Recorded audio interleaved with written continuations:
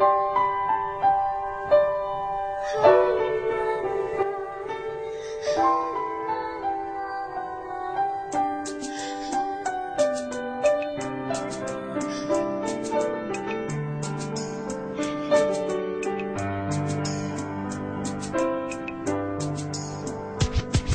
was 3 years old nang ikaw ay na-meet. Napahanga ako sa taglay mong bait. Ikaw ang guest ko sa tuwing birthday, pati sa room ko. Ikaw ang display, di ka na nawala sa alaala. Ikaw lang talaga at walang kagaya. Ikaw ang gusto ng mga friends ko, at di ko alam pati parents ko. Ano ba ang meron ka na wala sa iba, at napapangiti pag nakita ka na sa mga poster at maging sa TV. Inaabangan ng iyong movie. Bata pa ako noon nang maramdaman ko to.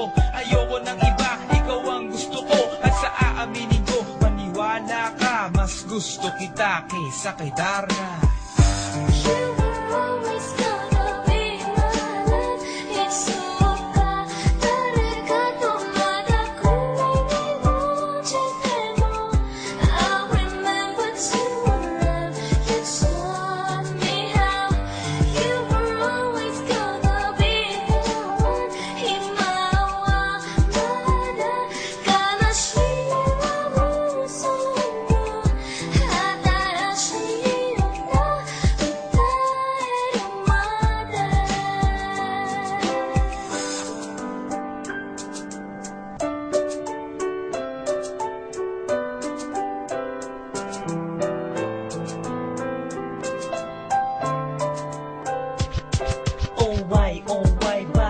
Ganito, gusto ko ikaw lang nasa tabi ko. Mga poster mo at mga magazine, sa buhay ko hindi kita kayang alisin. So pati sa cellphone at mga gamit, ikaw ang nakalagay sa aking bedsheet. Ako ay nalungkot nang ika'y nawala. Ano ba ang mali na aking nagawa? Pakiusap naman kahit na sandali, para lang mapawi ang mga bighani at muling umiti at di na umiyak. Magpakita ka lang, gusto kong matiyak na buhay ka pa rin at ika'y malakas. Gumawa ka ulit ng mga palabas, at kapag bumalik, ngingiti ng pusa, at hindi ako magmamahal ng pusa.